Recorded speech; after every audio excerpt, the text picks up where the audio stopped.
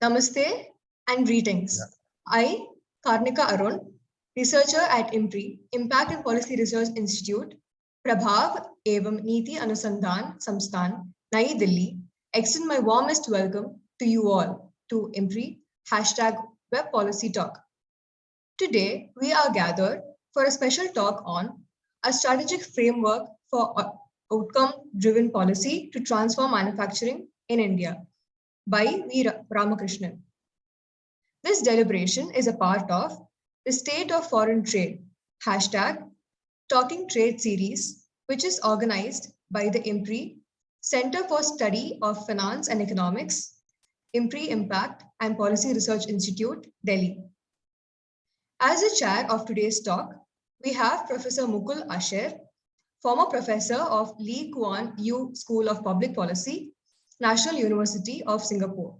We welcome you, sir. Our esteemed speaker is V. Ramakrishnan, the Managing Director of Organization Development, Singapore. We are pleased to have you, sir. Welcome. Thank you.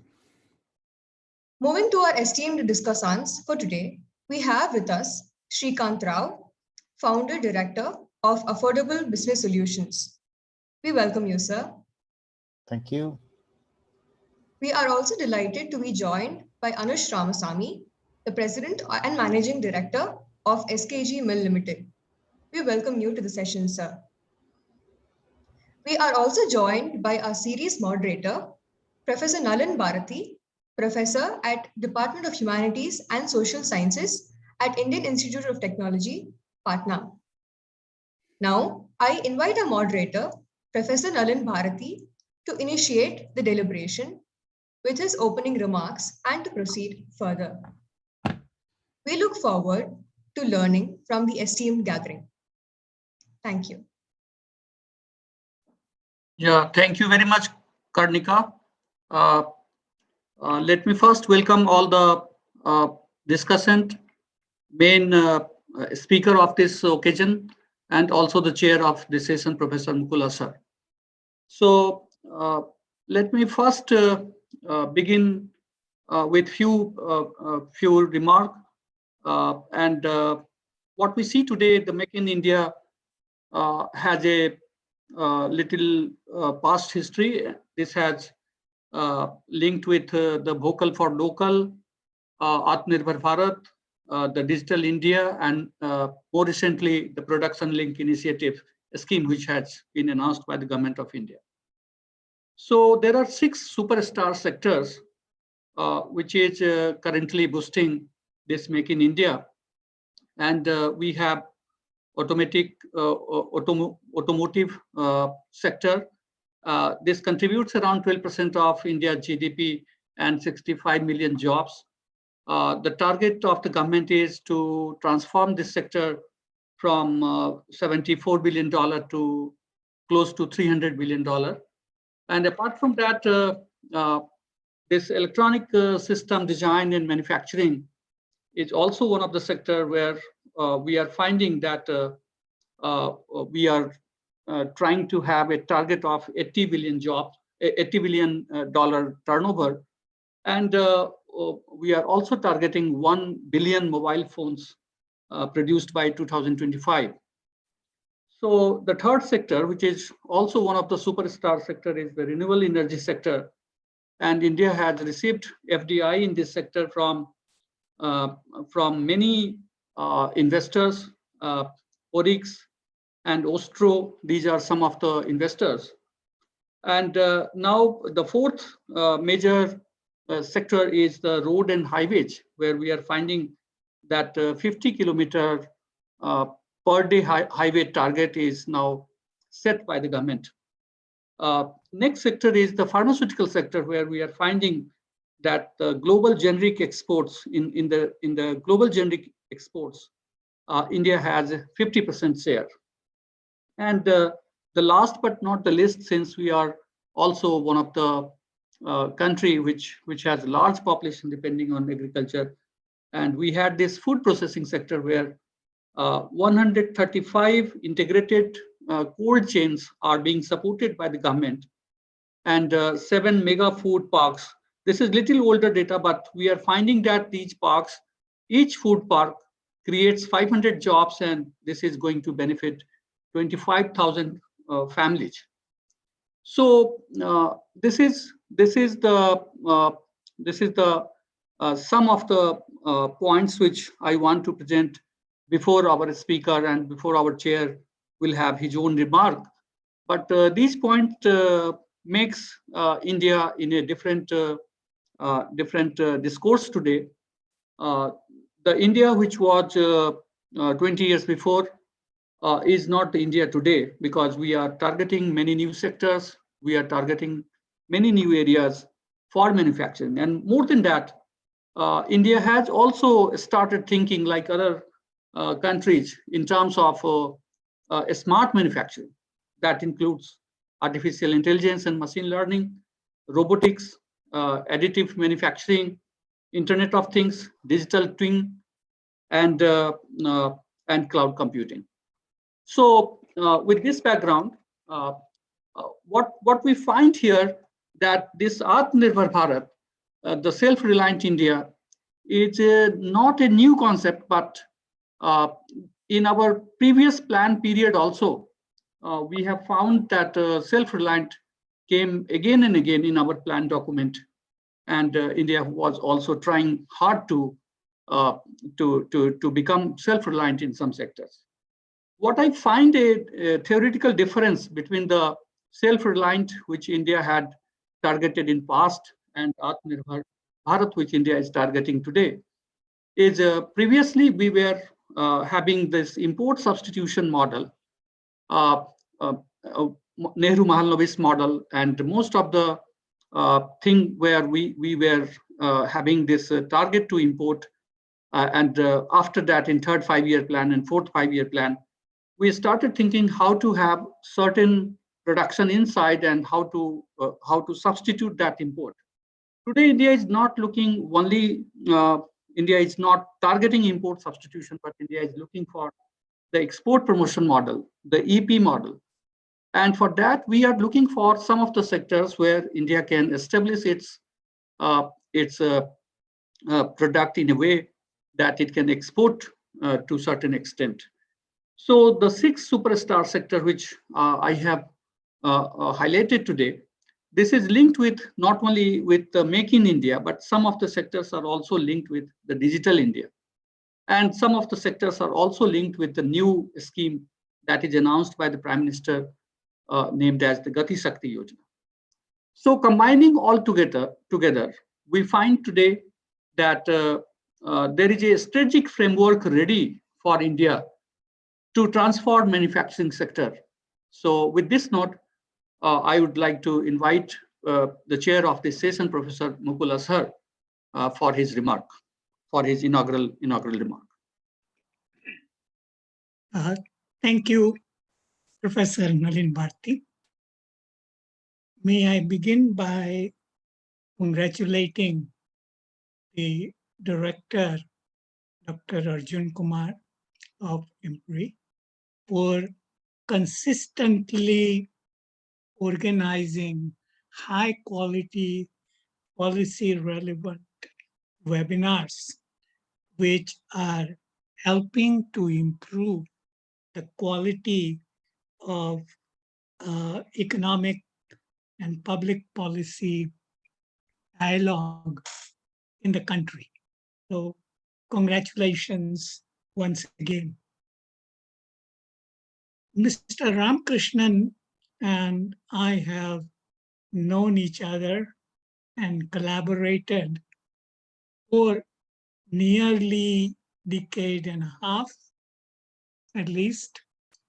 And for an economist, academic economist like me, to collaborate and deliver capacity building programs and so on, to research together with a management consultant, I would like to share one very critical thing that I have learned in our collaboration.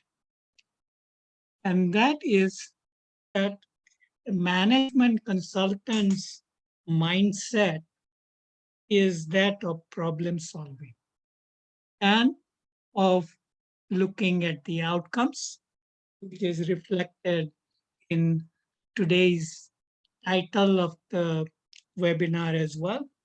So it is this problem solving in a specific context. So context of a company or context of a country, and the outcome orientation, which improves the efficiency and effectiveness, is something that academic economists are not as prone to strongly emphasize. So he has really taught me a lot in our collaboration. Let me try to supplement, or not to supplement, but complement Professor Nalin Bharti's remarks. Since Mr. Ramakrishnan's presentation is going to be more micro-oriented, I thought, like Professor Bharti, I'd provide few macro economic aspects. In 2021-22, which is about to end in few days in March, India's exports of goods and services was USD 650 billion. This is the highest India has done. And if we take the imports of around 700 billion, roughly, we usually have a trade deficit. So our total trade is 1,350 billion USD. Now that is very significant, and we are on a earlier part of the upward movement on that. This is reflected by the Commerce Minister setting the target of USD $1 trillion, 1,000 billion, for each goods and services by 2030. Target is very ambitious, but even if we come reasonably close to it, that would be a substantive qualitative difference in India's economy and in India's standing in the world. Professor Bharti provided some data on trade. I'll give a couple of more numbers. In 21-22, India exported, in terms of defense exports, new item, 1.53 billion USD in the first 11 months. We still have a 12-month data to come. This is a 6 times increase since 2014-15. So structural changes are occurring. Defense is a new area for us.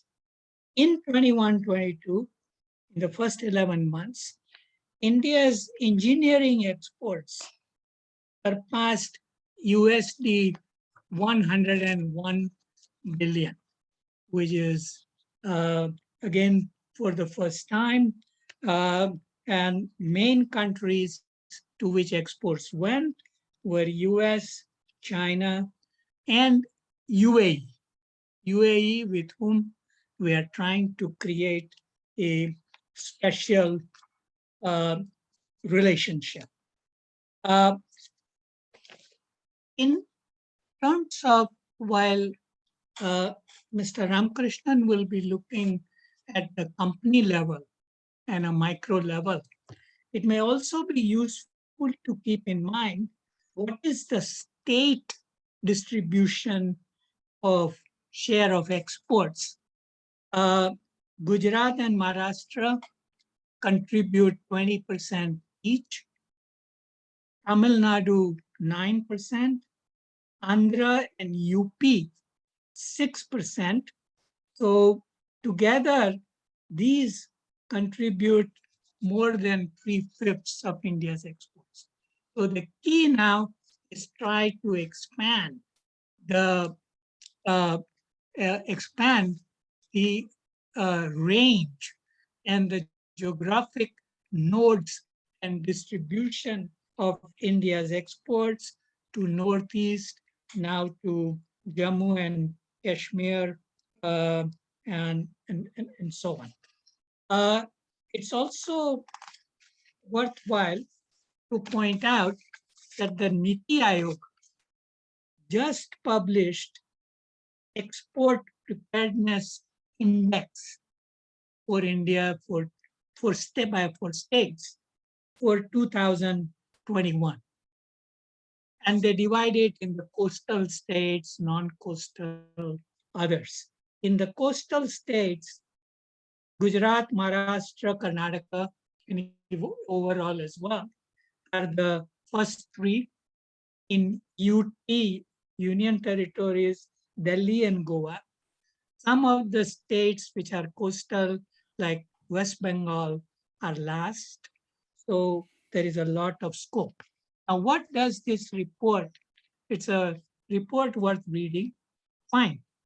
It says there are three major challenges for export promotion. First is intra and inter-regional differences in export infrastructure. So this is where the blue economy, Sagarmala and Bharatmala, Udan, all the others, plus the other export infrastructure, labs and so on that we need, cold storage. Second, there is a weak trade support and growth orientation across states.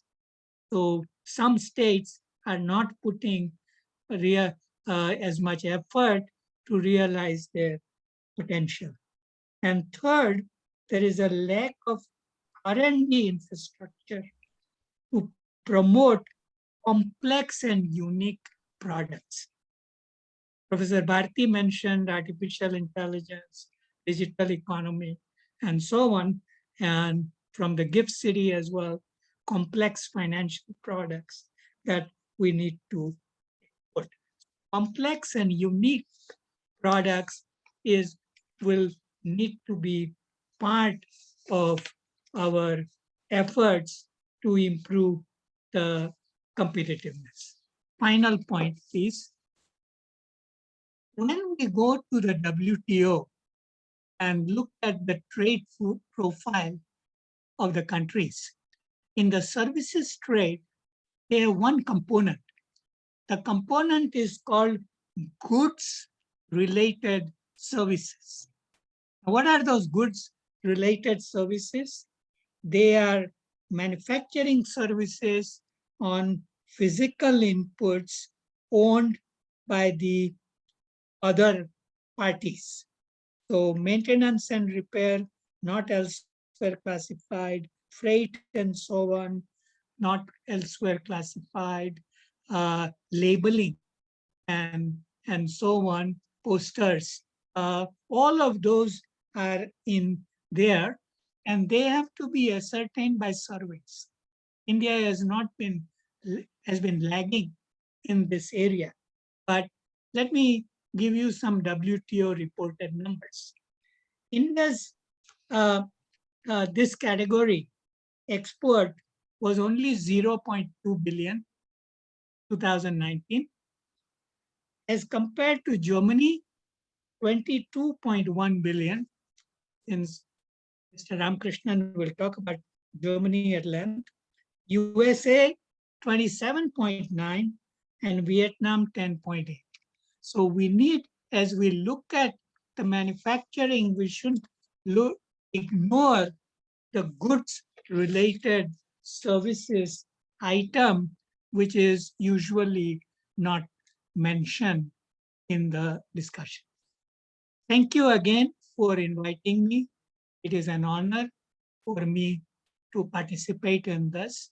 Thank you, moderator, Professor Nalin. Thank you very much, sir. It is always pleasure to listen to you with lots of inputs from India and from outside India. So may I now request Mr. B. Ramakrishnan for his special talk on this issue. Thank you, Professor Bharti. Thank you, Dr. Arjun Kumar, for inviting me to this session. And Mukul, thanks for a very graceful introduction. And Srikant, thank you for acceding to my request to contribute with your background in training and development, and of course in software and a variety of industries, including hardcore manufacturing. And yes, Mukul and I have been pioneered a model called co-teaching. And you can see it has been effective for both of us. He has gone bald and I've gone gray. Right? Now, I'm going to take a very different alternative stance because I have been associated with manufacturing, starting with my father's factories at the age of 13. Age of 13 on the shop floor. So I'm a very hardcore base up shop floor engineer who, with friends like Mukul, have graduated into more intellectual and academic pursuits over 40 years. I've lived and worked around the world. I've run factories around the world. And I personally believe that India is on a growth path that's going to be phenomenal, but it's not going to be automatic. I think there's a huge amount of work that is being brushed aside. And every report, I'm making this upfront, every report that I see lists out activities, what you started, how many people are working, what is this, and so on and so forth. So I'm going to take a very different tack, a very hard tack, a very reasoned tack, and it may not go down very well, but I would be able to respond with a lot of depth and details should it be required. Now, may I share screen and move into the presentation, please?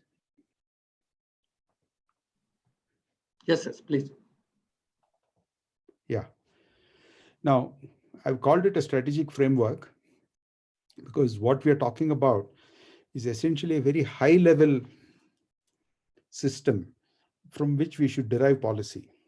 We cannot make policy in a vacuum, and that's one of my complaints, not only in boards that I sit in, is that we decide policy on an ad hoc basis without coherence, or there's no cogent development of the policy. Right? 1 minute.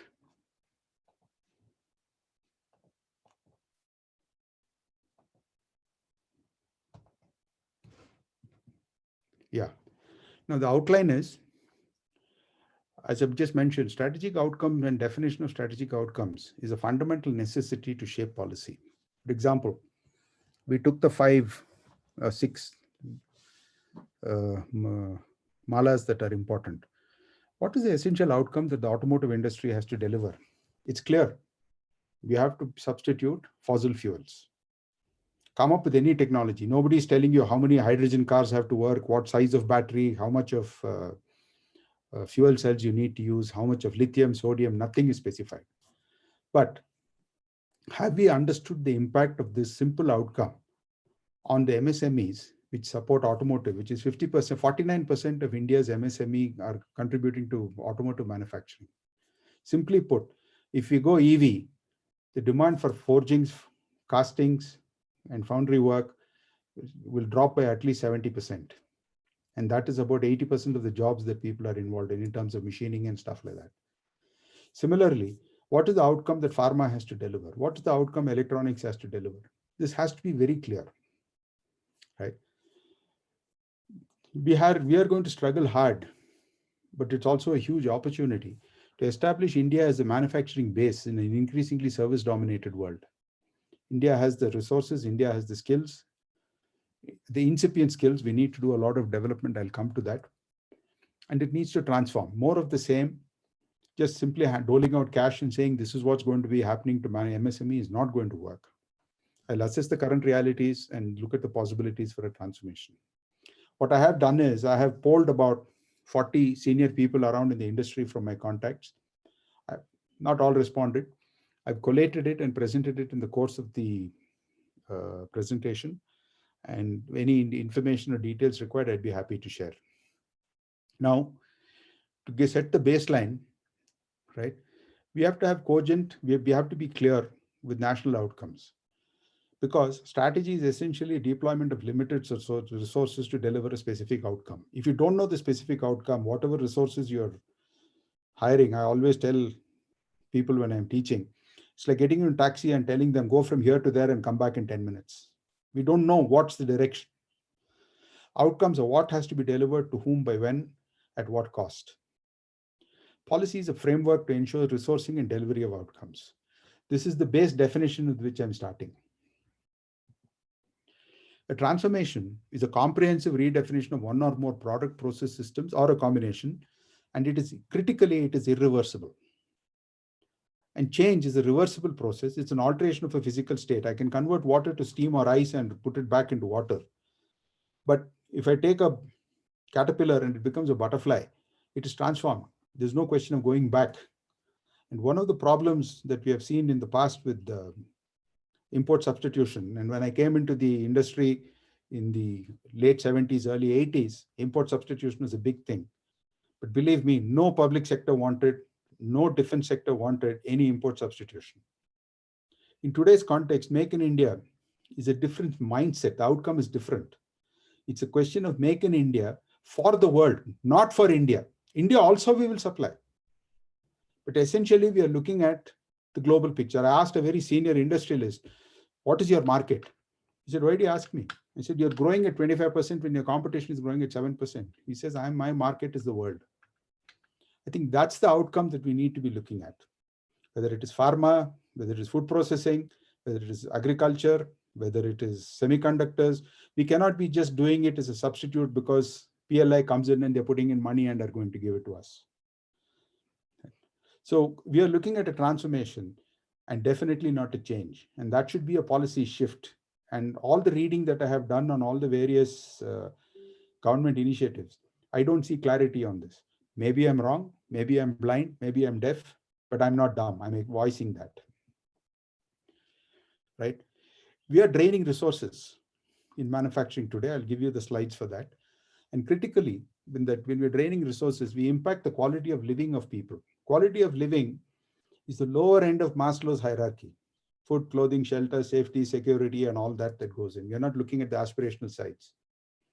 There are only two choices. You create value or you destroy value. Manufacturing, I'm very unhappy, is that it is draining value. Right? From cost arbitrage, we have to move to value generation. That is a strategic shift that we need to look at. Import substitution was cost arbitrage. We copied what somebody else did. We didn't pioneer it in any which way. The jugaad word didn't exist till 2010 or 2006 or 2007. We are capable of that, but we are also capable of doing a very crude job of it. How to refine it, how to make it appealing to the world is something that we have to look at. In other words, from being a me too, we also are in an also ran. We have to innovate. Now, innovation is not easy. It is very easily rolls off a lot of paper and tongues. But when a guy is cash starved, he doesn't think of innovation. He's looking at his next meal.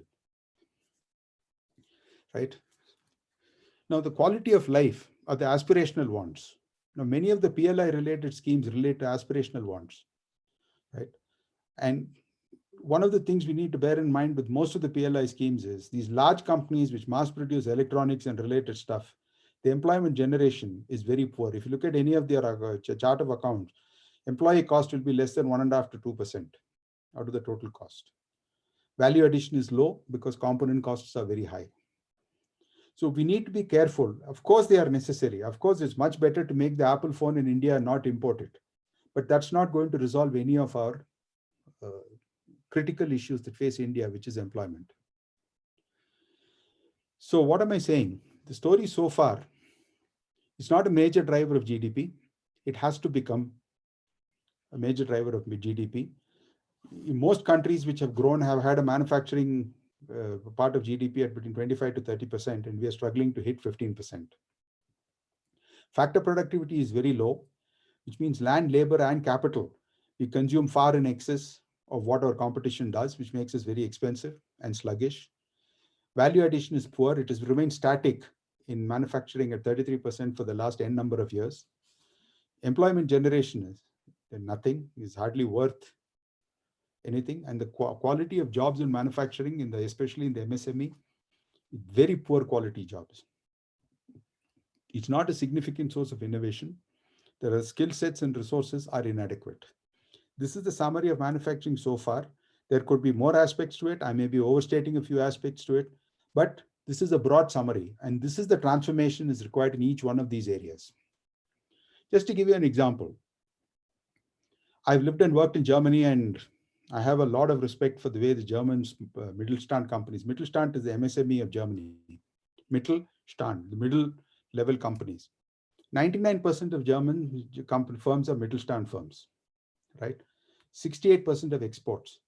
But that's not what impresses me. Having visited n number of German firms, the level of innovation that they bring, that drives the BMWs and the Mercedes-Benzes to global markets is phenomenal. It is outstanding. And it's not now. They have been doing it for the last 500 years. So there is a deep cultural heritage of innovation in the Mittelstand. It's the backbone of the German economy. In Japan, it's accounting for 99.7% of companies, 70% of employees, and 50% of all value added. In Korea, I've given you all the figures. It's equally impressive. Now, if you move to India, 33% of manufacturing output. It's an opportunity, yes. We have to increase the share from 8% to 15% by 2020. This was the CII vision statement. We have to generate employment, increase the share of MSME. Sadly, COVID has intervened, so we cannot really hold anybody to account for this. But the thing that we need to be aware of in this slide is much of the numbers, that baseline numbers, have remained unchanged for over a decade. Services has grown, right? Your Y2K happened 22 years ago, but since Y2K, the services industry has gone past 150 billion, and we're still struggling in manufacturing. And now, look, these are dated numbers. Sadly, I'm not able to get the latest numbers, but if you look at Indian manufacturing, it's SMEs. And Mukul asked me a question, why are you focusing on MSMEs? Because MSME is the backbone. If you cannot have an MSME, you cannot have a manufacturing unit.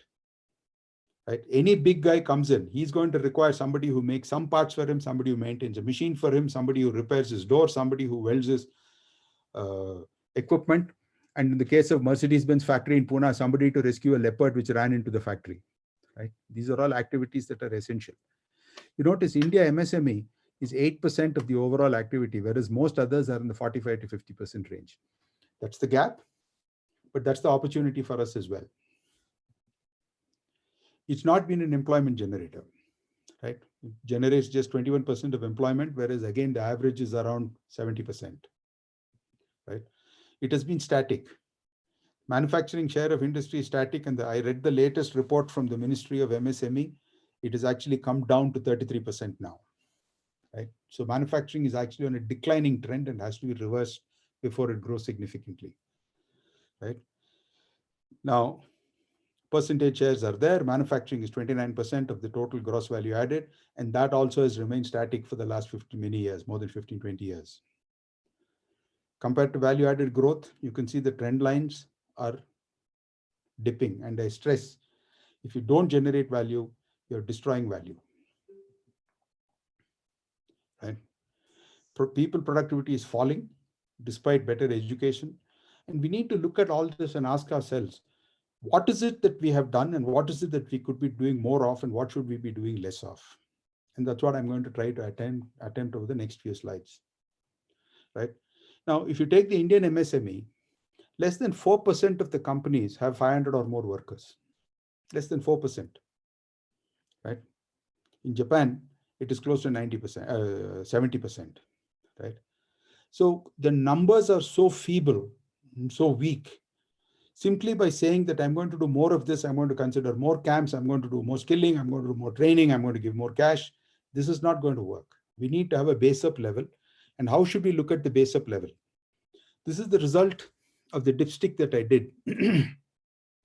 Saying, how should we go about making this change? I asked people who are chairmen of companies, founder of companies, audit firms, young entrepreneurs. Anush is just 42 and is an outstanding entrepreneur in textiles in a whole host of areas. He's also a venture capitalist.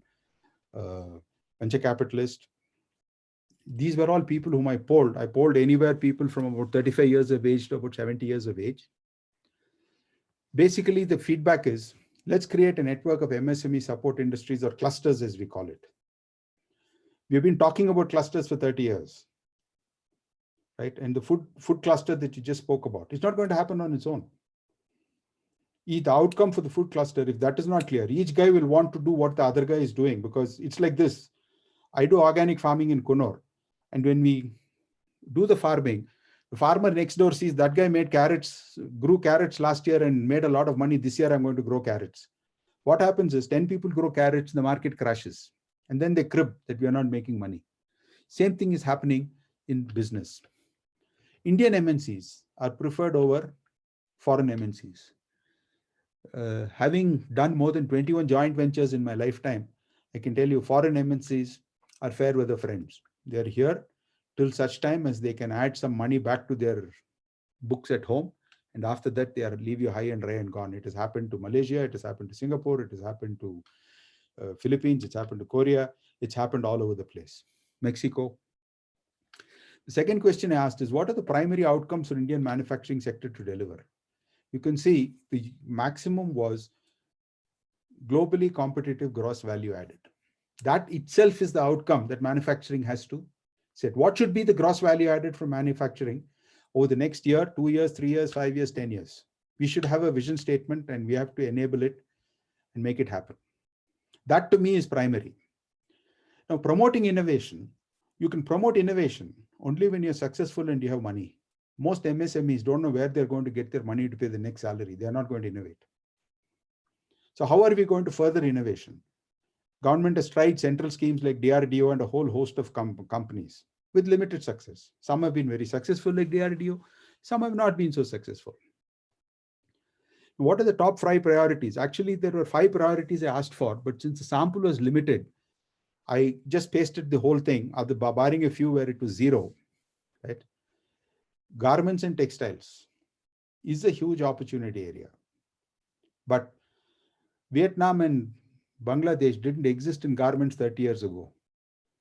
And just as a matter of interest for this audience, do you know who's the second largest garment exporter in the world? Can anybody take a guess? It's Germany. China, Germany, Vietnam, Bangladesh, Vietnam, and then India. And yet, when we had to do face masks and PE equipment during COVID, the same textile and garment industry went to the government and asked for subsidies. That's the mindset which is destroying innovation in our country. Right? Of course, gems and jewelry, there's a minor added. Value-added agriculture, processed foods are good. But the question you ask yourself is, do processed foods really offer a market for export? I went into processed food manufacturing in 1991 when I was head of strategy for the Kirloskar's. We found less than 2% of the Indian tongue accepts processed foods. Of course, it's grown subsequently, but it's nowhere like the West. In the West, I can go get a salad, I can go get a chicken tikka, I can get a dal bunia, whatever it is, and make a meal. We're struggling with that. Pharma and healthcare. Yes, it's a huge opportunity, but not in formulations. The pharma industry gave up API and sent it to China. We are now struggling to get back into API. We just stopped making API because it is cheaper to import from China. Why is it that China can make it and we are not able to make it in the same volumes? Today in India, we cannot complain about lack of volumes or economies of scale. They are immense. So there is a problem that we have here, which is going under the carpet. Electronic components and IC chips, yes, it's vital, but that is not the end game. What is the share of IoT that we want in the world market? For which we need broadband, we need all the infrastructure, we need all of that. It is just not chips and semiconductors. Chips and semiconductors look easy, but my constant refrain is the volume of clean, clear water that they require per chip plant is 5 million gallons a minute. Do we have those resources? It's nice to talk about it, but the outcome cannot happen unless you manage your water. This is a simple equation. Batteries for both the EV and the grid storage, and for the cars is a very important part of it. I have a fully, what can I call it, alternative energy home. My house is fully solar. I have a patent on a underfloor heating using solar. All that is feasible. But battery life, solar cells are not easy to make. Of course, big players, Reliance, Adani have all got into it. It's an opportunity area. And batteries, it's a confusing plethora of users. And electric vehicles, which people talk about, I was talking in a board meeting yesterday. As on date, there are 42 makers of electric vehicle scooters. Obviously, there's going to be a shakeout and it's going to happen over time. So there's going to be some downside to it as well. Now, I asked them, what are the best developmental models for our MSME? Should it be Germany? I had a variety of answers. Germany, Switzerland, South Korea, Singapore. The maximum was we have to generate our own model. And I agree with that. There are distinct features that we have, and I'm going to talk about the models now after I finish this. Now, what are the major drawbacks that we face? Why is productivity poor? There is no skilled labor, right? And today, 5 years ago, all the construction workers in my part of the country were from Bihar. Today, they are from Jharkhand. Extremely hardworking boys and girls. But once they are finished with this and they move on, all the skills that they have built over 5 projects goes with them elsewhere. And another industrialist pointed out, when my father started this factory, we were 15 kilometers from the town. Today, we are with 5 kilometers within the town. And all the labor there is no white collar, is no longer blue collar. These are realities. We do not get labor. We do not get labor, period. Forget skilled labor.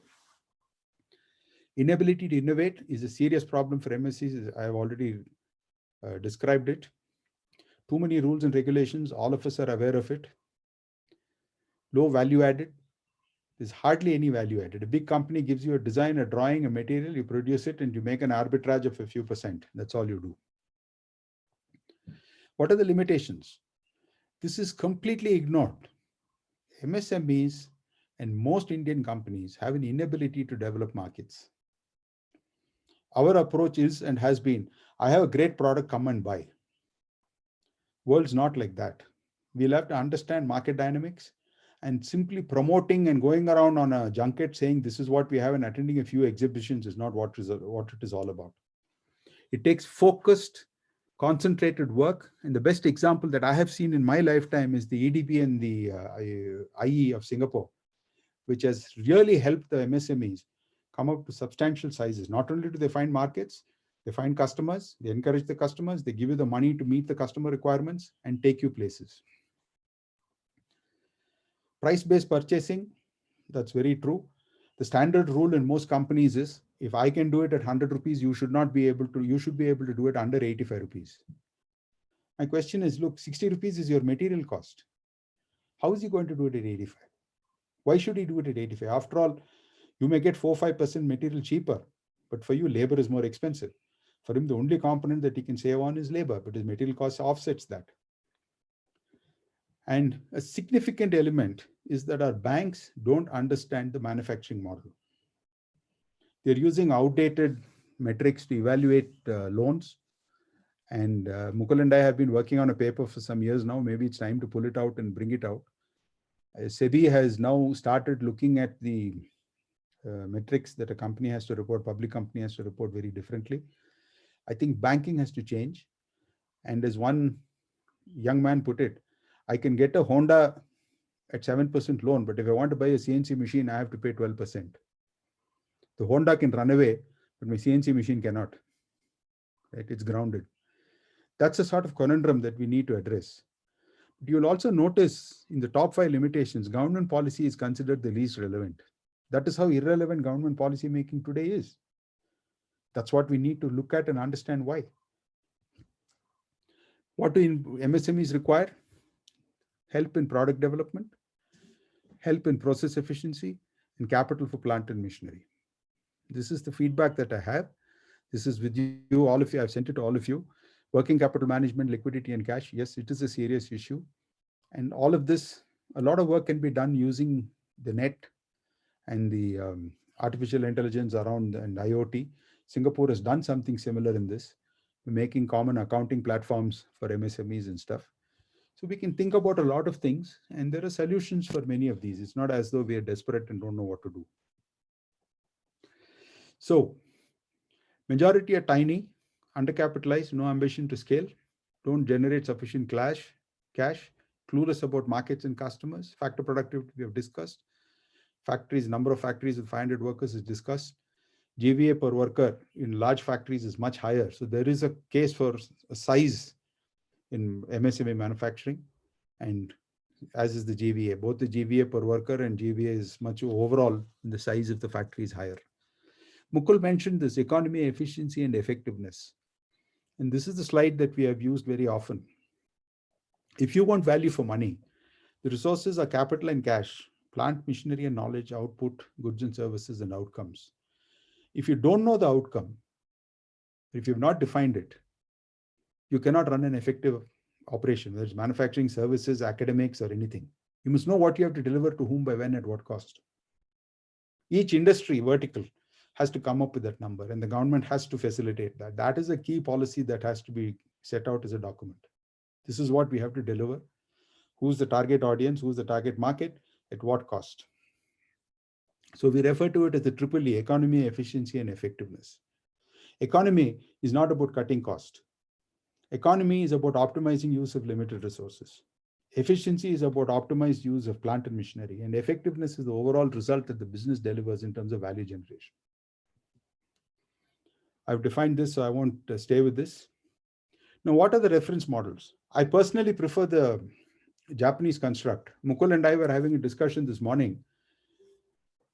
What's the German model? The German model is phenomenal. It goes back to the guilds from the Hanseatic towns and goes back to more than 1,000 years, where every trade has to be certified by the body that controls the trade, not by the government. And even a supervisor is not a person who becomes a senior operator who becomes a supervisor. A supervisor in a shipping company has to be trained as a supervisor in a shipping company. A supervisor in a textile factory has to be trained as a supervisor, not as an operator. So the German model has got a long cultural history. The Japanese less so. The Japanese go back only about 100 years, and it's much easier to replicate because the German model is just taken for granted. So I'll dwell a little bit on the German model and then the Japanese model, and then move to the German model. You can see their Basic Act, Medium-Sized Enterprise Basic Act of 1963, amended December 99, so they're fairly current. Basic measures, promotion of business innovation. You can see the clause-wise what they've got: strengthening of business fundamentals, smoothing adaptation to changes, equity capital, administrative structure, small and medium enterprise policy-making councils. This is the broad framework. I've given you the reference. You're welcome to take it. And we should be able to leverage on our goodwill with Japan and enable this. And the next slide will tell you why. You see the structure. Prefectures, most of us are aware, are like our states in Japan. You have METI, you have SME agency, nationwide SME functions, policymaker. And their complete architecture is open to us. JETRO is external trade. Finance corporation, there's a banking operation. Credit guarantee, there's a separate. Of course, they've used a Japanese spelling. So you'll have to forgive me for that. Right? So what are the roles of chambers of commerce and industry? What is the Commerce and Industry Association? And Anush made a point which I wish to mention.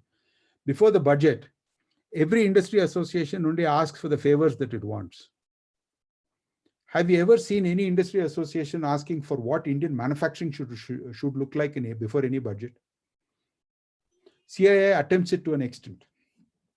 But is it comprehensive? Let's decide that. And there are quite a few SMEs. So now they look at viability before providing funding.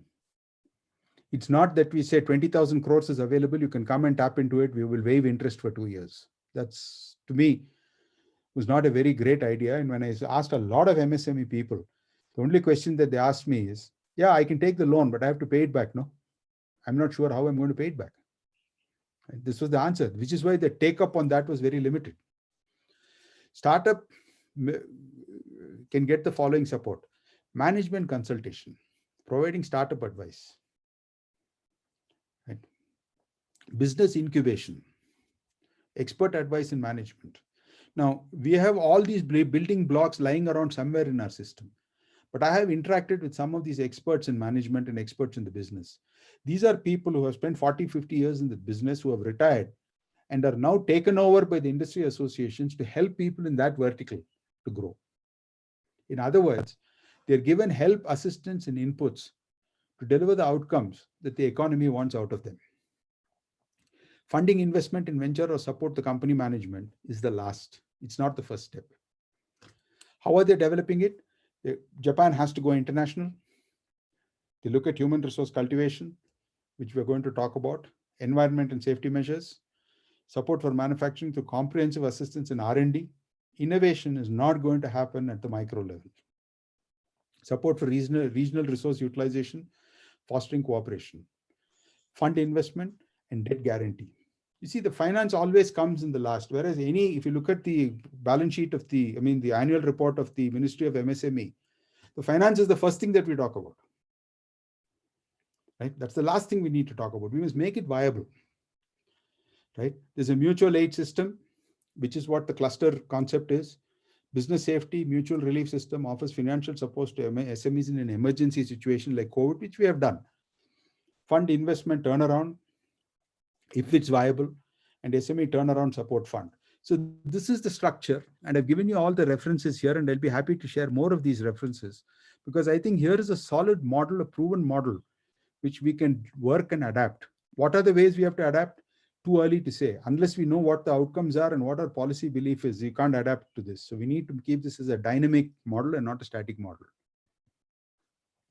The German, I'd rather talk about the ethos. Firstly, they prize their employees. I was chatting with Srikant also. Okay, you get a guy very highly skilled and trained 2 years, and you put him into the industry. Do you think that guy in Tirupur is going to pay that tailor any percentage more because he comes skilled? We don't pay for the services that we want because he doesn't get the end product. That is the pricing issue I spoke about in the feedback session. Most are family owned and managed over generations. I worked in a company in Germany which was in the family for 3 generations. I'm still in touch with the 4th generation. When they come to Asia or I go to Europe, we always meet up and chat.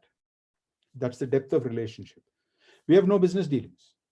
The business dealings are with my family business, not with me. They're cosmopolitan, yet very traditional employers, enticing career opportunities. I'm yet to see any turnover in a German SME. Hardly. A guy becomes a designer, he becomes a chief designer 30 years later, he's able to innovate because he has been steeped in that industry. They invest to create more jobs. Technology development is something that they are mad about. They do business for the long term. And they have a strong sense of social responsibility. You ask our guys to pay ESI and PF, and you can see how much they crib about it. So this is the ethos from the German side. From the Japanese side, we have a practical, down-to-earth approach about how to approach the setting up of successful MSMEs. If we can combine both, we can have our Indian model. Yes, it requires a huge cultural shift. How that's going to happen, when it can happen, will it happen? Those are moot points. But this is the ideal that we are looking at. This is very shocking. The skilled workforce in India, South Korea is 96%, Japan is 80%, in India it's 2%. So we have a very substantial job for training our people, very, very substantial. We have 5,000 public ITIs, and China has 500,000. And what I feel sad was the ITE model in Singapore was set up by our ITI bigwigs in the mid-60s. Today, you go to an ITE, it is far more modern than most machine shops in India or most training centers in India. The latest equipment, well-trained staff, extremely well adjusted to the industry. Their complete training is based around industry demands. We taught them how to set it up. and yet we are laggards, right? So everywhere, the vocationally trained is 90% plus, and we know that large industry accounts for less than 5% of India's employment. So we're not going to get away from this, and this is a transformation we need to look at. But there are puzzling numbers here, right, which I'll come to. Right. Now, lack of training facilities, I don't agree with it. There are lots of opportunities which we can talk about. New entrants into the workforce is only 4.75 million and not 12 million. So why are we looking at 150 million vocational seats in the National Skill Development Fund? You need 4 million a year, 12 million a year, 15 million a year, assuming you want to retrain, assuming you want to get hold of the 8th standard, 10th standard, 12th standard dropouts who happen in the new education policy were given the option. So we have to size our problem. We are having numbers all over the place. Another document within National Skill Development Funds talks about 406 million institutional seats for vocational training. That's 1/3 of our population. Graduates' employability sadly has dropped from 56% to 37% in 2021. I've given you all the references. ITI, we talk about it. Out of 750,000 seats, only 75%, 76% is used. 24% is lying fallow. And the infrastructure is pathetic, I can tell you. So there's a huge opportunity there to revamp it and start using it. How do you transform? Form clusters. And this next line I'm taking out of Srikant's feedback to me. 10 corporates to nurture 100 mid-sized firms to nurture 10,000 MSME. Credit is to Srikant for that line. Focused industry relevant role specific skills, right? It's very sad. Every textile factory, garment factory I visit, one of the biggest shortages is people who can iron. And ask yourself, without ironing, can you pack a shirt or a t-shirt? There are no ironers. And it's a job which nobody wants. So there's a huge lack of specific training skills. Tailoring, see, a tailor can only make the needle go so fast. But if you want throughput out of an operation, you need to have skilled workforce at every level. Different levels of skill for sure, but you need it. Whether it's assembling cars, or manufacturing metal parts, or whether it is doing plastics, you need specific skill sets. And there are institutions in the South like the GD Training Institute, which have identified and have been doing a phenomenal job for the last 40 years. So it's not unknown in India. Build flexibility, because whatever we talk about today, within 3 to 5 years, the market dynamics is going to change. Mentor and coach the entrepreneur. CIA has a coaching program, but again, it has been reduced to a template. Coaching cannot be a template. It is very individual specific and business specific, which is what the Japanese have done if you go back and refer to what is there. India does not have a brand in manufacturing. China is known for its low cost, high speed. Taiwan is known for its high quality, super quick turnaround. What is our brand? We don't have a brand. If you don't have a brand, you will not get a premium. Brand essentially requires, as it tells you, I will perform to what I promise and hence pay me more. Indian manufacturing does not have a brand as yet. We should build one. That's a transformation that we need to work on. Encourage and reward excellence. Loans can be cheaper, as I mentioned. Logistics. I think all of us know what a horrible situation we are in. And should GI, Government of India, be so prescriptive in training and manual what CSR fund has to go where, who has to do what? I'll only do this. You will have to go into tool room. You'll have to do this. Then it's the plethora of institutes that are involved in training is overwhelming. Frankly, I've read on the net about 8-10 times. I'm not able to get my mind around the number of people involved in skilling and training, and yet we have only 2% of our workforce trained. Remember, the National Small Industries Corporation go back to the early 50s. My father was a beneficiary of that. And yet only 2% of our workforce is trained. Why? R&D is a wasteful process and we need to encourage it. But let's be clear, it's not going to happen voluntarily. It's going to happen if there is a price arbitrage or a business benefit. MSME is going to struggle to do it. Current players are here. The emerging players are known. There's defense production, semiconductor, textile parks, pharma, all that Dr. Bharti defined fairly clearly. Traditional Indian systems. But what I'm pointing out is electric vehicles. They will obsolete substantial part of our current manufacturing infrastructure. Electric vehicle has 20 major parts compared to about 16,000 in an IC engine, including nuts, fasteners, bolts, everything. All that is manufacturing jobs gone. It will require completely new technologies, materials, sensors, magnets, precision die casting, high strength plastics, integrated telematics. We are nowhere in all of this. Additive manufacturing. In construction, low-cost housing, IIT Madras has already done several pilot projects, and you can build a full home in less than 22 days with additive manufacturing, where you don't peel away material to make a shape, but you add material around the shape that you want. It has got immense potential in low-volume manufacturing, low-cost manufacturing, for example, limbs for doctors. And I was surprised. I was speaking to somebody at a dinner a few days ago. He exports more than 40 crores worth of bespoke garments manufactured in Gurgaon to America alone. A tailor there measures it and sends it. He produces it and ships it back. This is manufacturing as a service. Mukul mentioned it. So there's potential, and there's much more. I've just put in a few areas. MRO, maintenance and repair organization, additive manufacturing for spare parts. Of course, you need it licensed, you need it validated, you need it verified, all that is there.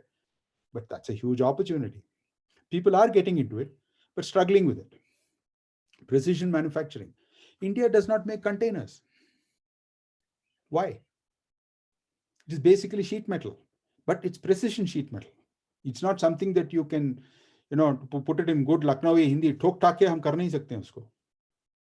It has to be manufactured high precision, right? A large container is a very high precision product. So are aero bridges. Oh, what's so great about aero bridges? Indonesia, which has no manufacturing infrastructure comparable with India, was making aero bridges in the mid 80s, and we are still importing it. And remember, 100 airports are coming up.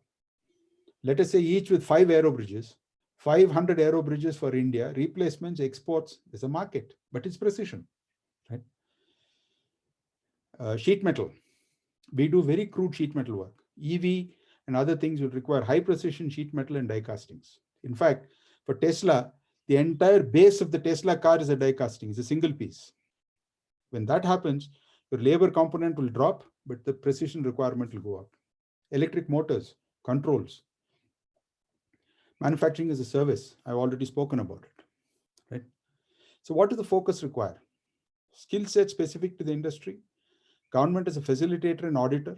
Map skill sets for current and emerging requirements at the highest level based on outcomes to be delivered by the sector. Here is where the strategy and outcomes should come back. That should devolve into policy. Today, the data available is extremely confusing. Yes, training is a concurrent subject. Policy is from the center, the states are involved. But I was asking somebody, what is the policy that the center should enunciate? Nobody's able to mention it. And I think training is fine, but we need to pay. Anush has just sent me a note saying people prefer to work for 7,000 rupees as a salesperson in an insurance company rather than at 12,000 rupees in a manufacturing company.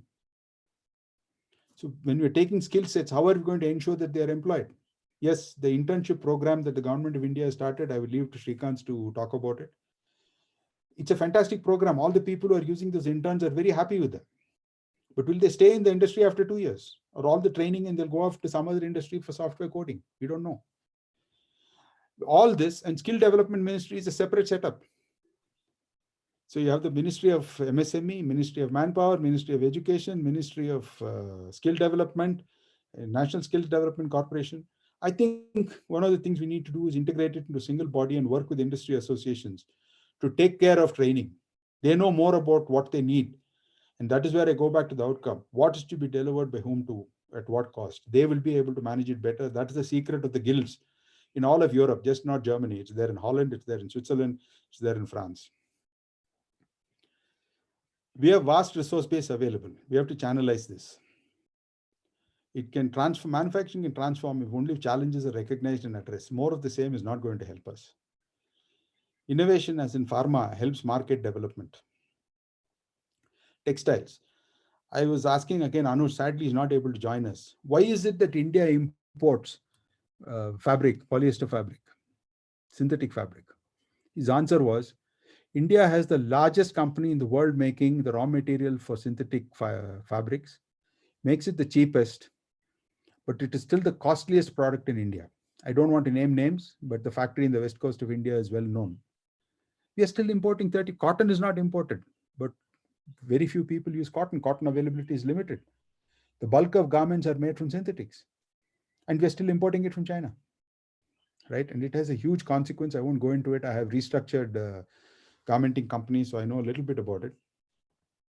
The auto industry is in ferment, right? IC engines have a life of 10, 15, 20 years, whichever way you look at it. Maybe the larger segments like shipping, ship and rail may have something for a little longer. But please bear in mind that in an IC engine in a car, more than 50% of the car price is still imported. It contributes a significant amount of our current account deficit. Aluminium, rubber, chemicals, electronic components, carbon black for tires, all this continues to be imported. So we need to look at base up on a number of factors. I've covered a broad swath. I've been extremely critical, but I think if you're going to have a policy shift, we need to have a critical analysis. It does not mean to say that we are critical of somebody or some institution. That's not the intent. But we need a critical evaluation of where we are.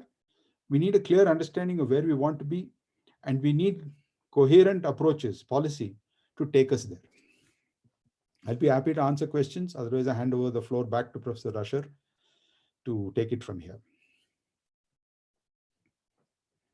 Mukul. Yeah, thank you very much. Professor Bharti. Yeah, for presenting a very intense understanding about how India is going to transform in manufacturing with critical note, and also comparing India with many smaller countries and also the big giants of the world. So we will take up some of the questions, but before that, I would like to invite our discussant, Mr. Srikant Rao, for his remarks.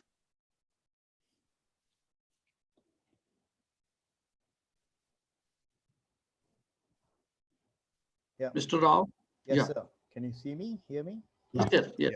Please go ahead. Yeah. Okay, now this is a very difficult act to follow after Ram speaking with that sort of data and such a wide perspective. What I'm going to be talking about is just focus on one piece of what Ram talked about, and that is the skilling piece. And the rest of it, the policy, the macroeconomics, industry competitiveness, etc., is beyond my pay grade. But skilling is an area which is close to my heart, and I have spent a fair bit of time both in my own business and in my consulting to various organizations, plus in some social causes of social service that I've been doing as an honorary task. So let me talk about skilling. And the paradox here is very interesting, sir. Right? I'm just going to put on my, The paradox is you have X percentage of India which is unemployed. That X percentage keeps varying, but it is pretty high. There's Y percentage which has got disguised unemployment. They've got some job, but really not the job that they've studied for or they want to do. They just sort of floating around for years at a time, doing something just to keep themselves occupied. And this percentage is growing, right? And on the other hand, you have employers saying that for the love of money or God, they can't hire people because whoever is educated, whoever has got trained, whether it's a ITI or a diploma holder or a graduate or a postgraduate or a PhD, X percentage of them are unemployable, right? So this is the paradox that we are all fighting with and struggling with. And so this is an area which I have spent a little time on, and so I'd like to speak about my experience in that and some experiments that we've been doing. Okay. Why is it that we have so much of education, so much of training, but less than 2% of them are employable or employed in the area that they are they've been trained for. Okay, this is a fundamental question that is very difficult to answer. My take on this is very simple. Employers have started or have been encouraged to use an academic qualification as a filter to in their whole recruitment process. Okay, so the job that a person is going to do, as Ram said, ironing of a garment doesn't require a BCom or a BA or a BSc or a BE. All right. Okay, but people have used the fact that you need to be a graduate in order to do this type of a job. Now, whether it's banking or insurance or manufacturing or any organization, the type of academic qualifications that are being asked for have no relevance to the job or the skills that they require. Okay? In the so-called software export industry as well, we have people who are doing, BCA, MCA, BTech, MTech, etc. And what are they doing? Very simple coding, 90% of them. I'm not talking of everybody, that's a generalization, but 90% of the coding work is very low-end coding, right? And can be done by people without this type of qualification. Okay. So case in point was, we had a software company where we do some report generation in our database, pull out some data, create some reports, right? Not very rocket science. We were able to train a girl who has just done 10th standard pass, right? 10th standard pass. Within 3 months, she was generating reports using SQL Server, etc., and generating with a productivity which was fantastic, right? Far higher than our BTech, BE, MS, MCA companions, right? And the brilliant part of it was, she was at the office 15 minutes before time, and she was smiling throughout the day. She had fire in her belly. She wanted to grow, right? And hats off to her. We couldn't retain her. She got a job with the multinational at 3 times the salary that I was able to pay, but good for her, right? But that's the point I'm trying to make. That particular job did not require a graduate or a postgraduate degree. It required someone to have been trained for 2 to 3 years to do just that job, right? And do it to the quality level of at a global scale. And that's how a multinational, which typically doesn't hire people without these type of qualifications, picked up this girl who has not even done a pre-university. Okay, so in a way, skilling was becoming very relevant. The problem we see in manufacturing is nobody wants to hire, nobody wants to train, and the mantra is de-skilling rather than skilling. Okay, automation is the name of the game. Nobody wants to grow. Ram, you were talking of 500 people. Nobody wants to grow beyond 25 people, right? Because I want to be in the MSME card. Okay, I don't even want to get into the S or the medium scale, all right? Because of labor and other issues. Okay? So how do you get past these issues? Okay? The formula that you referred to, Ram, that's 10 groups, 1,000 medium-sized companies, 10,000 SMEs. That's actually a McKinsey report or a strategy. It's not my credit. I was referring to McKinsey, so due credit to them. They actually presented that very well. Yes, there is light at the end of the tunnel. All right. I think what has been happening with the National Skills Development Council is something that is very important. We should be talking about that, where, as Ram said, the job roles have been defined by the industry skills councils, which are led by the industry associations. All right. And for each job role, the curriculum and the skills requirement have been defined. And so therefore, training centers are being certified for those specific jobs, right? So For example, I work as an honorary general secretary for the National Association for the Blind, and we used to have an ITI which was conducting the fitter course, the standard fitter course for visually impaired people, right? And we were trying to force fit them into industry, okay? It doesn't make sense. So we stopped that, and now we're starting to work with the NSDC, identified specific jobs for specific industries. Let's say for assembly and packing, for example, in garment or in light engineering or plastics or food processing. And we are starting to conduct courses, 3-month course, 2-month course, specifically for those industries, and then getting them placed as interns or apprentices in their industry. Okay. So this is the direction I think we should be heading. My time is almost up, but I think I'd like to conclude by one simple model which I think has also been successful is if you go to Manipal, in addition to the MBBS course, there is a complete suite of products being generated called SOHAS, Applied Health Sciences, and some 28 different jobs have been defined and courses are being conducted for each one of them. And that's what is going to address the skills requirement in the medical industry. All right. I think something like this is something we need to look at more later. Thank you. May I just come in to support what Srikant said? Mukul, Professor Bharti. Please, please, please. See, if you look at our ITIs, look at our engineering colleges, medical colleges, or science colleges, 70 to 80% of the time the labs remain unused. The machine shops remain unused, right? Can we train the trainers and use that time? Today you have work from home, which can be done for all the theory courses. These cheap people can go over the weekend or in the afternoons or evenings when the labs are not occupied. And they can be trained. And in this way, to take off from Srikant, yes, the directions are right, but we need millions upon millions of these people available, because the solution to the problem is to have a solution of problem of plenty. If you have a lot of surplus labor, skilled labor, this labor migration, people switching jobs, changing jobs, that will drop automatically. Till then, it's going to be a constant phenomenon.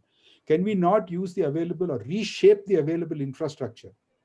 As Peter Drucker put it 50 years ago in his own way, he says, the biggest lack of productivity is the classroom, because it's used for 2 hours and 3 hours in a day. Prof, no insult meant. That's all we're using it for. Same thing with our labs.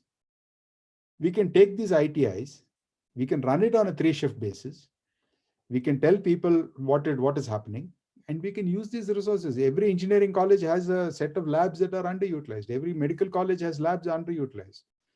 Every science college has labs underutilized. So to take on from where Srikant said, can we plan on training millions of things with available infrastructure and upgrading it? Yes, it requires a massive upgrade, no doubt about it, because other than the 4 walls, much of it is already 50 years old.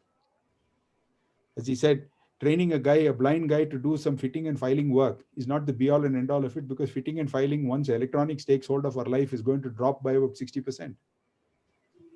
Thank you. Yeah, thank you very much, Mr. Rao. And then the post discussion, we want some questions from the audience or anyone from the from our own panel, if there is any question to anyone, so we can take up some of the questions. Professor Bharti, may I make Yes. a comment? Yes, yes. Okay. There is some discussion going on that one way to expand employment opportunities is that we have not given sufficient attention to India's multiple languages. We got large numbers speaking Bengali, Gujarati, Tamil, Hindi is there, but others. So I just read that the Madhya Pradesh is going to start MBBS and other medical programs in Hindi. Now that means, there are a lot of people with good mind and talent, but English, overemphasis on English has been one of the reasons why some of the opportunities get constrained. So if we can use our languages more innovatively, more extensively in different regions of India, then there might be possibility of some employment opportunities opening up and some innovative local thinking could also.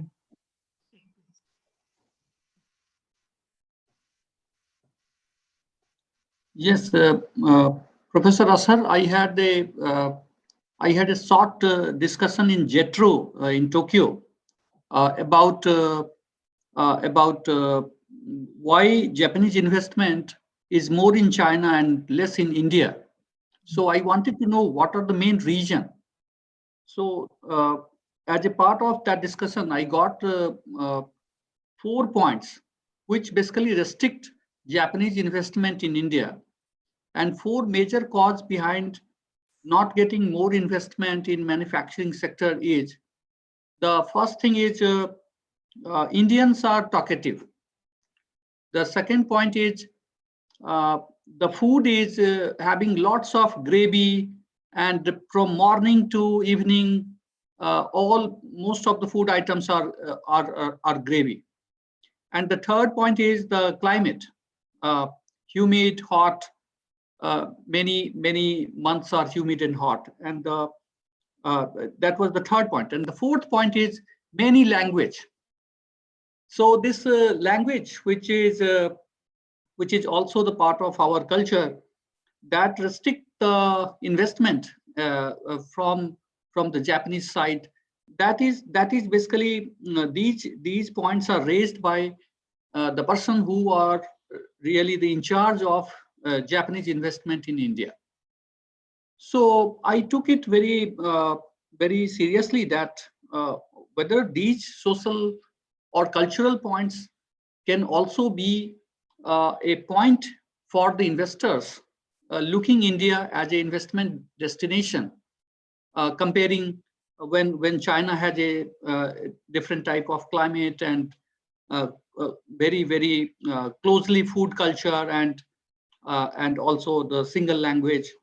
So, but sometimes when we are running for making manufacturing into a big jump, we have to also think for how can we nurture our people.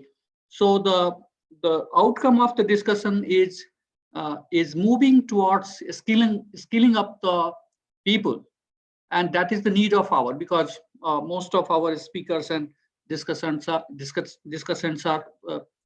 constantly arguing for how to skill up our capability, because investment will come, but what about the complementary factors which can also motivate them to further investment.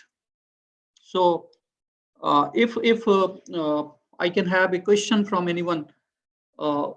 One of the question Dhananjay is asking about, let me just read out the chat. One of the student from IIT Patna is asking a question that what would be the best possible strategy to raise economy in agri sector in tribal areas in India in terms of employment opportunity? So may I request Professor Asar to answer, or Like Ram can answer first, Ram can, and Ram can I also. will Right. make my contribution later. Okay. See, I live in an area where there are about 300 tribal villages in the Nilgiris. I understand the situation reasonably well, though I can't say it's hands-on or it is not tactile. In the agri sector, in the tribal sectors, in the tribal areas, every resource is missing. And the level of ill health in these sectors is extraordinary. I was part of an NGO where we tried to help promote organic farming because they have cows, they have all the access to generating the organic farming products. I myself am an organic farmer, so I understand it reasonably well. The question is, the level of health and education is so backward. The women are very hardworking. They took up organic farming of herbs. We bought the herbs from them, gave them a clear 24-25% margin. We retained 8% for our management cost and supplying some of the inputs. But these poor ladies are extremely anemic. They're very sick. And much of the money that they earn gets taken away by the men. So we should not look at it as a tribal area problem. I think we should look at it as a human developmental problem. Education is the key. The district collector here wanted through COVID to establish online classes. But some of the tribal areas were so deep in the forest, there was no broadband. Right? We just concluded an iCamp 2 weeks ago for the tribal children. And we literally had to send our auto rickshaw garbage bin collectors with a loudspeaker, asking them to come for the tribal thing because everything was free. It was done by a leading institution called Arvind Eye Hospital, free of cost.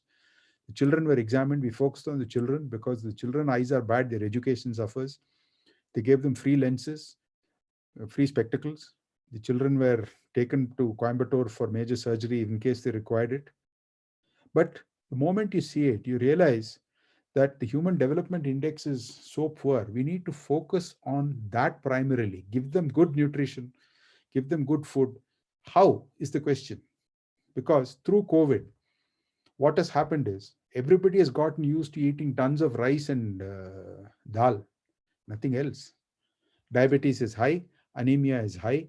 So if I start trying to improve this as a superstructure without reaching the basic needs, we will be missing the bus. We have to have a lot of humility to accept that we have not done a great job of it. And these village hamlets are small, 20 families, 10 families. They are 10, 15 kilometers away from the major routes. Very often you can't go in, you need a four-wheel drive to get there. So we have to look at this as a basic problem. I don't have a ready-made solution. If I had, I would have spoken about it. Simply taking them, bringing them to the urban area, giving them a degree and giving them a job is not going to work because you're not lifting up the basic health and nutrition of these people. If I may, let's be also very let's be very, very clear. People who have access to jobs are in the urban and rural areas, right? So they are going to fight for the last bit of scrap that is necessary. And on this point, I will touch on what Mukul said. 95% of the youth in the area that I live in cannot speak a word of English or Hindi. They cannot get a job outside of Tamil Nadu. So I don't know if regional language focus is going to help. And in the context of the tribals, many of them have their own sub languages, which makes it very difficult to communicate as well. Yes. Mukul, you're saying something. Yeah, I'll just compliment. I'm broadly in agreement that human development needs to take place. But I would like to suggest that we don't think of the tribal problem because it is very context specific. Different tribal areas, different parts of India have got very context specific things that are different, and what they will be benefit, what they would benefit from, those measures are different. I'll give one example where I was involved as an advisor in Chota Udaipur, which is in state of Gujarat. And I went to Chota Udaipur, the tribal area, with the NGO and said, okay, what can be done? You are right, improving nutrition, more balanced diet, others, these are necessary. But one of the things that we found in that tribal region is that if we can do some check dams, improve the fertility of the soil, and so on, if they can go from 1 to 2 crops per year, they can improve their incomes and their livelihoods. The other thing we did was to say that why not an NGO that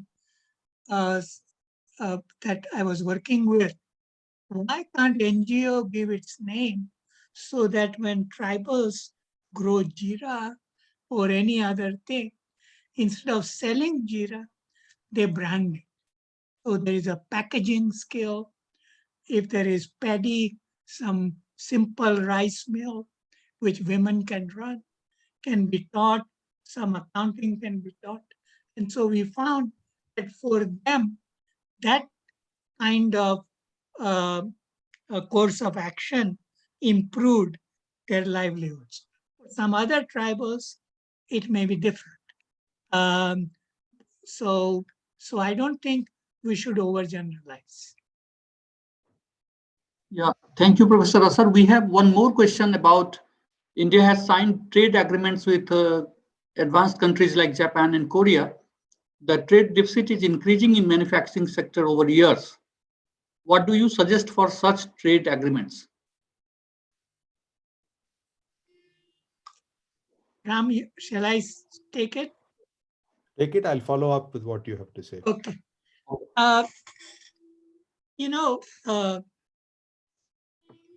Earlier, we were in bit of a rush to conclude the trade agreements, and we did not pay enough attention to balance between goods and services, where services is where we have a little bit better advantage. And we did not pay attention to implementation integrity. In other words, is the trade agreement going to be implemented by the other party in the spirit in which it was signed? So what we have now is that we have just started a new series which are more balanced. They look at India's self-interest much better, and they are looking at whether the implementation will be done in a reasonably fair way. So there is more hope that the trade agreements will result in better benefits to us. When we do it with UAE, for example, with UK, we are at the advanced stage. With Australia, we are at even more advanced stage. So we are going to do with some of these countries, and even with Canada, we are negotiating. We have started negotiations. So earlier, we focused only on ASEAN and East Asia. Now we have broader canvas and more focused attention on India's interest. Having said that, trade agreements are not the only thing, or not even the major thing that affect trade deficit. Trade deficit is affected by our competitiveness, what Ram has presented in great detail. And it's only recently with Atmanirbhar globalization, with Be Vocal for Local, all the other things Professor Bharti talked about, that we are paying attention about how to be globally competitive, produce for global markets as compared to before. So let's just wait for a while to see what outcomes we obtained, as I mentioned, 21-22 export outcomes are fairly encouraging, and we are setting very ambitious targets till 2030. See, to come in, let us understand what trade agreements are about. Trade agreements are not about benefiting India as a country. It is essentially a route to find A, how they can deliver their products and services into India, or B, get a ring fence around resources from India that their industry and society can use. I have been involved with AFTA, the Asian Free Trade Agreement, which was a successor or which was copied from NAFTA in the mid 90s. And every country came up with the idea, oh, wonderful idea, AFTA, but all of us have to be dollar neutral in our transactions. Now, how is that possible? If you're not making cars and you're importing cars, and the other guy is buying rice from you, you're never going to be dollar neutral. So these trade agreements are barriers, and particularly in the East Asian countries, there is an insidious barrier of language which is used. I have done more than 8 joint ventures in Japan. And I can tell you their faces will go blank and they'll start speaking Japanese when something inconvenient comes up. I have sat down with a Japanese gentleman who's a great lover of India. He sits in Delhi. I have about 25 PowerPoints where he has explained how the Japanese are not serious about certain barriers. We need to accept that. The question is, as Mukul pointed out, if India is economically sound, socially it is integrated, and politically it is confident, we will get better terms for our free trade. For example, with oil now we are currently going through that we are getting oil at a preferential price because India is now a desired destination. Why? Economically, India is getting onto a sounder footing. And let us face it, that is what people respect. Socially, India is still in a bit of a tension, but it is on a road towards integration. How it will happen, when it will happen, whether we're going to be secular, not secular, I don't know. I'm not lying to look at the through a telescope to find out what it is. And politically, we are savvy. We know what we want. We know what outcomes we want. Therefore, we are able to frame the agreements. And simple example is what's happening in the Galwan border. We have refused to yield because we know what we want. I wonder how many of you picked up what our national NSA told his Chinese foreign minister. Of course, I'll come to China, but first sort this problem out. That confidence is essential. And I think going forward, the free trade agreements, we have done so many, but if you really look at it, why did we walk out of that BRICS and the East Asia zone? Because it is not beneficial to India. We said, okay, fine, you guys go ahead. We don't need it. You need Indian market access. You're not willing to give me the same access. Now, whether you're competitive or not competitive, that's a second issue. Of course, we have to be competitive. Are we competitive? In certain segments, yes, like pharma, software, services, we are good. In certain areas, we are not. Defense, we're increasingly become extremely competitive. So FTAs will only work if there's a mutual need and one side is able to fulfill the needs of the other in specific terms. This is my take on FTAs and joint ventures. Essentially, an FTA comes from a position of weakness, not from a position of strength. You have what I don't have. I have what you don't have. Therefore, let's get together. I see Professor Bharti smiling. Yeah. So thank you very much for answering these questions. Now, I will request all the speakers for way forward, 1 or 2 minutes way forward on by each of the speaker. So starting from Mr. Ramakrishnan, then Mr. Srikant Rao, and then I will include Professor Ashar's way forward and the chair's remarks together in the last. So we'll start with Mr. Ramakrishnan sir, and then Mr. Srikant Rao sir, for way forward in 1 or 2 minutes. I think the first step should be to identify sectors which will satisfy the basic needs of the people. This could be 5 or 10 sectors which are essentially about well-paid jobs, for which we need skilling. We need aspirational sectors which will help India sustain as it moves forward. We can't have 45 sectors to develop. We need to have sequential development, because if I develop textiles and garments today, I can't be developing it again 20 years from now. It has to go on a self-sustaining mode. We should bring it up to speed and let it go. The government of India should be a facilitator and a promoter, not a micromanager. We need extremely thoughtful processes to skill our businessmen. Our managers today are very inept. They're not capable of managing a highly competitive business. They don't think that way. So we need to put a lot of time into upgrading those skills. And we need help for these businesses to actually find customers and ensure the quality and the competitiveness is maintained. There are methods of doing it. I can't get into it.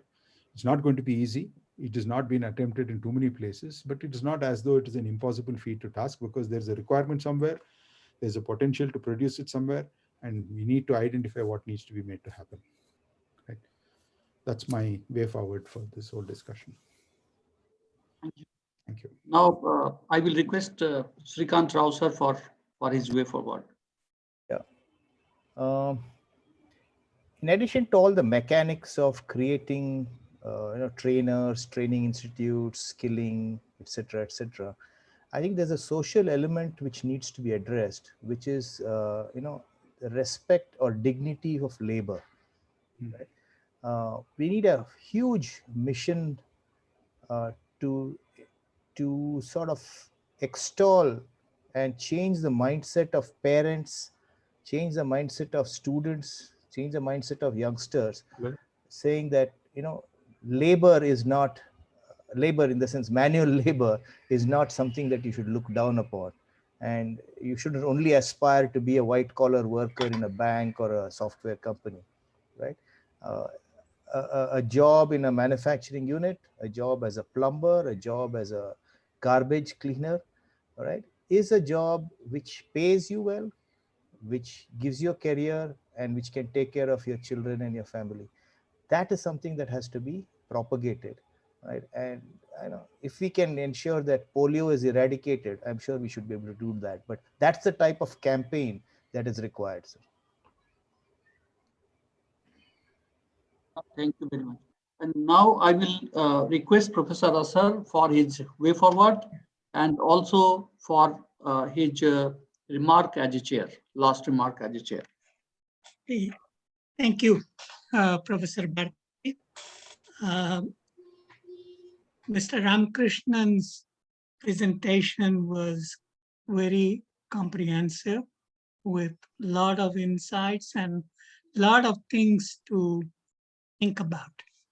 These transformation is not all very easily done. Neither it is quickly done. So how do we get longer term focus on increasing India's relevance to the world? I would say that people should feel that India brings something to the global table, whether it is in trade, economics, investments, technology, culture, civilization, security, and so on. And how do we communicate that is should be, in my view, the focus for the coming years, because that sometimes the unfortunate, unexpected events like the NATO Ukraine Russia war has suddenly made Indian wheat much more alluring, and a lot of countries are coming to India to buy Indian wheat. But that is a passing phenomenon. If we want to be relevant in wheat, we have to see how we do what Mr. Ramakrishnan has suggested: improve productivity, focus, scaling, and all the others. The other area that I'm somewhat more hopeful about, but Mr. Ramakrishnan didn't quite touch on, is that India is beginning to develop a good startup system and good technology startups and entrepreneurship. We also have space starts up now, agricultural technology startups, and so on. Is there a potential, as we now have close to 90, I think, unicorns, and large number of startup? Is there something that is dynamically changing, which can also help the MSME sector become more dynamic and grow? So I think I would uh, explore that particular uh, avenue as well, uh, as a way of transformation, including in our thinking. So the drone technology is now being used to spray pesticides. This is going to mean some agricultural traditional jobs will be lost, but it will also mean that new skills will come up, and it doesn't require much education to be a drone flyer, and it will change the mindset of the agriculture uh, community. And I think that mindset change, that yes, we can do it. We don't have to call ourselves third world and so on. We want to be up there. We want to be a major player at the global table, and we are going to have our uh, all our diplomatic other efforts to try to get there. If that focus is sustained, then I think we can be lot more hopeful about the future. Thank you, Ram. Thank you, Professor Mr. Srikant Rao, for your comments on the skills. I was involved with Haryana when they started the skills, I think one of the first skills university in there. But again, the initiative was so good. Our discussions were very intense when their vice chancellor had talked to me in Delhi. But I think it has become a bit more bureaucratized than I would like, and we need to give credentials for the bricklayers, the others, welders, and so on, which are recognized. Once those are credentialed, then in this credential world, they will be able to get a premium uh, on their work. So the idea is just like from piece of land, um, more crop per drop and more crop per piece of land, we need to have more value per a skill set, and how you do that, that will be another possibility. Thank you very much. Thank you. Yeah, thank you very much. So let me just uh, conclude and sum up the entire discussion. So as uh, Ramakrishnan has argued that uh, India need a transformation, not a change.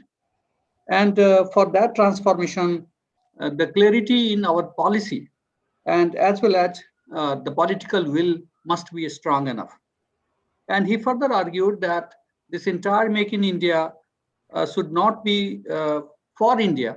The program should not be for India, but for the world.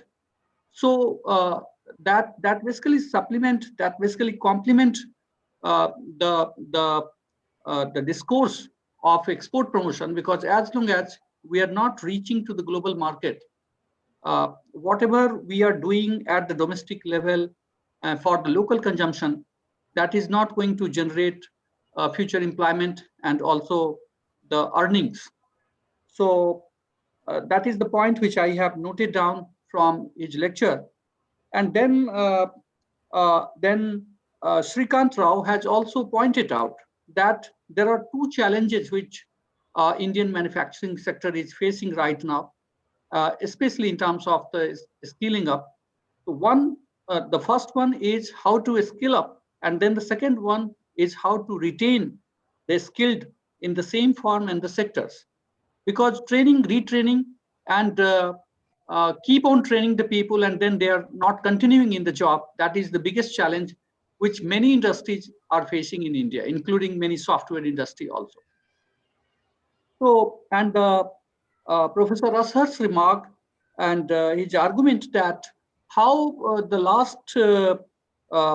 last financial year is showing India's new items added to the exports, such as the defense export, which has been raised, which is almost $135 billion export of the defense item. So these items were not the items in India's export list. Now India is adding new items, and also the engineering exports, engineering products exports. And Professor Asar has also pointed out, I was just calculating that 20% Gujarat and 20% Maharashtra each, and 9%, I think, Karnataka, the 9% of export. UP. 9% was UP. Tamil Nadu. UP. Yeah. And so and Andhra, each 9% Andhra and UP. Hmm. So if I will only include Gujarat, Maharashtra, and UP, that contributes around 50% of India's export. So few states are exporting states, and few states are poorly exporting states, and few states are not exporting states, like Bihar. So these are the points which makes us very aware in a situation when we are talking about India. Are we also talking about inclusive India, or inclusive exporting by different states, those potentials which were not tapped till now, that has to be tapped more quickly, because today's loss is the loss for the future. So the state-wise comparison, and also the contribution of some of the countries in terms of export in Professor Asar's presentation warn us that we are really growing fast due to the contribution of some states, but not by each states and every states. So in one of the talk, when Professor Asar has pointed out that each district must identify one product which they can target for manufacturing and export. So that strategy and the comment from Ramakrishnan sir and Srikant Rao sir, that the political will and the clarity in the policy, and not looking only for the small change, we have to basically shift the curve. We have to shift the production possibility curve. We do not have to move on the production possibility curve. So I think with these points, I would like to again thank all the discussant, our chair, Professor Asar, our speaker, Mr. Ramakrishnan sir, for sharing some of the thoughts on this occasion. And thank you, IMPRI, for organizing such events when India is really looking for the new dimensions and directions. Thank you very much. Now I'm handing over this floor to IMPRI people. As we come to the end of this extremely enlightening discussion, I, Karnika, researcher at IMPRI, Impact and Policy Research Institute, New Delhi, would like to formally propose a vote of thanks on behalf of the IMPRI Center for Study of Finance and Economics. We are grateful to Professor Mukul for chairing the session, to V. Ramakrishnan for taking out the time for being with us and sharing such thought-provoking talk on strategic framework for outcome-driven policy to transform manufacturing in India. We thank our discussants, Srikant Rao, Annush Ramasamy, and series moderator, Professor Bharti. Thank you for adding your diverse perspectives and valuable insights into the deliberation. And of course, we thank all our participants here on Zoom or on Facebook Live for participating and raising pertinent questions. We are grateful if you are watching us later on YouTube or listening to us on podcast. I hope that you continue to tune into future into our IMPRI #Web Policy Talks. Thank you once again, and I wish you all a very good evening. Good evening.